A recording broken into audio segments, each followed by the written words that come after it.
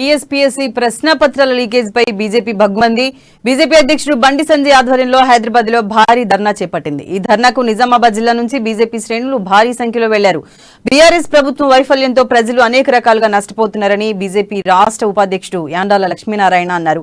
కేసీఆర్ హడావడి పర్యటనత రైతులను మభ్యపెట్టడానికి అంటున్న యాండాల లక్ష్మీనారాయణతో మా నిజామాబాద్ జిల్లా correspondent Srinivas face to face. TSPSC ప్రశ్నపత్రాల లీకేజ్ వ్యవహారంపై రాష్ట్ర వ్యాప్తంగా కూడా పెద్ద ఎత్తున ఆందోళన నడుస్తున్న నేపథ్యంలో కూడా ఇక వైపు ఆ పార్టీ బీజేపీ పార్టీ అధ్యక్షుడు బండి సంజయ్ కూడా రేపు భారీ మొత్తంలో ధర్నా కార్యక్రమానికి హైదరాబాద్ లో పిలుపునిచ్చిన నేపథ్యంలో కూడా ఎక్కడెక్కడ కూడా బీజేపీ శ్రేణులు అయితే ముందస్తు ఏర్పాట్లు అయితే చేస్తున్నారు. మనతో పాటు మాట్లాడడానికి బీజేపీ రాష్ట్ర ఉపాధ్యక్షుడు యాండాల లక్ష్మీనారాయణ గారు వాళ్ళతో మాట్లాడే ప్రయత్నం చేద్దాం. నమస్కారం. చెప్పండి, ఏదైతే ఇప్పుడు నడుస్తున్న ఏదైతే హాట్ టాపిక్ అయితే ఈ టీఎస్పీఎస్సీ ప్రశ్నపత్రాల లీకేజ్ అయితే వ్యవహారంలో రేపు పొద్దున పెద్ద మొత్తంలో చేస్తున్నారు, ఎట్లాంటి ఏర్పాట్లు చేస్తున్నారు, ఇక్కడ నుంచి ఎంతమంది ఎట్లా వెళ్ళే ప్రయత్నం? పెద్ద ఎత్తున ప్రభుత్వం యొక్క నిర్వాహకం పట్ల నిరసన వ్యక్తం చేసి ప్రభుత్వం ఏదైతే తనఖానుసరణలో పనిచేసేటువంటి సిట్ ద్వారా కాకుండా స్పెషల్ ఇన్వెస్టిగేషన్ టీమ్ కు పరిమితం చేయకుండా దర్యాప్తు అనేటువంటిది పారదర్శకంగా జరగడం కోసం సిట్టింగ్ హైకోర్టు జడ్జి ద్వారా మరి ఈ దర్యాప్తు జరగాల. వాస్తవంగా ఇంత దారుణానికి పాల్పడేటువంటి యువత బతుకులతో చెలగాటమాడినటువంటి వాళ్ళు ఎవరు,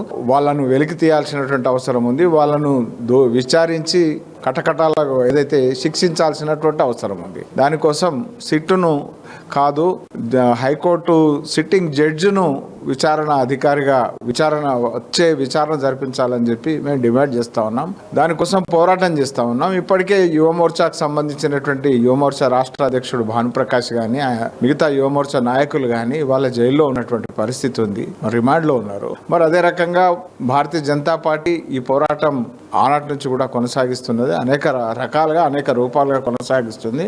దాంట్లో భాగంగా రేపు ఇందిరా పార్క్ దగ్గర ధర్నా చౌక్ లో మహాధర్నా కార్యక్రమాన్ని నిర్వహించడం జరుగుతుంది. గాయపడ్డటువంటి నిరుద్యోగులు, కలత చెందినటువంటి నిరుద్యోగులు ఈ ప్రభుత్వం మీద మరి నిరసన తెలియజేస్తూ మన డిమాండ్ ను సాధించడం కోసం భవిష్యత్తులో ఇటువంటి పునరావృతం కాకుండా దోషులు శిక్షించబడడం కోసం కలిసి రావాల్సిందిగా మేము డిమాండ్ కోరుతాం.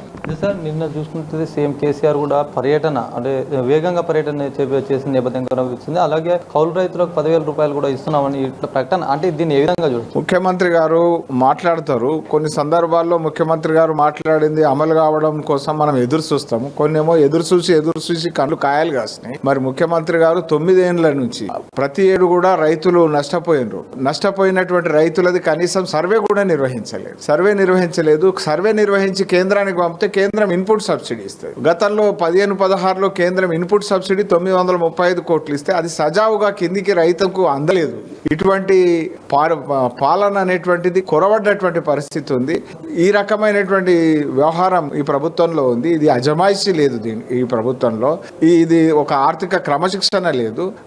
దేనికి కేటాయించింది దానికి అందేటువంటి పరిస్థితి కూడా లేదు. మరి ముఖ్యమంత్రి గారు చాలా విషయాల్లో బడ్జెట్ లో నిధులు పెట్టినరు, నిధులు పెట్టినాయి, ఆ నిధులు కేటాయింపు జరగలేదు. కేటాయింపు జరిగితే ఖర్చు చేయాలా వద్దా అనేటువంటిది మళ్ళీ అక్కడ బ్రేక్ వ్యవహరించినటువంటి పరిస్థితులు ఉన్నాయి. ముఖ్యమంత్రి గారు ఈ 228 కోట్లు మీరు తక్షణం విడుదల చేస్తున్నట్టుగా ప్రకటించారు. ప్రకటనకు పరిమితం కాకుండా అది అమలు కావాలని చెప్పి మేము కోరుతా ఉన్నాం. మరొకటి ఏంటంటే 8 ఏళ్ల నుంచి ఈ ఏడు కాకుండా మిగతా 8 ఏళ్ల నుంచి ఏదైతే నష్టపోయినటువంటి రైతులు వాళ్ళను కూడా ఆదుకోవడానికి ముందుకు రావాలా. ప్రధానమంత్రి ఫసల్ బీమా యోజన ఉంటే నీ దయాదాక్షిణ్యం అక్కర్లేకుండే ఆ రైతులు దర్జాగా ఇవాళ నష్టపోయిన పంటకు పూర్తి నష్టాన్ని ఆ యోజన కింద వాళ్ళకు అందుతుంది. ఇది మొత్తానికి ఏదైతే నిజామాబాద్ లోని ఏర్పాటు చేసిన ఈ రోజు అయితే సభ ఏర్పాటు చేస్తారు. అంటే రేపటికి ప్రిపేర్ కావాల్సిన ఏదైతే అక్కడ అంశం ఉందో దానిపైన పేపర్ లీకేజ్ పైన పెద్ద మొత్తంలో అయితే అక్కడ రేపు రాష్ట్ర వ్యాప్తంగా కూడా ఆందోళన నేపథ్యంలో కూడా భారీగా అయితే ఇక్కడ నుంచి వెళ్తున్న పరిస్థితి అనిపిస్తున్నారు. మరోవైపు చూసుకున్నట్టయితే మొత్తానికి బీజేపీ పార్టీ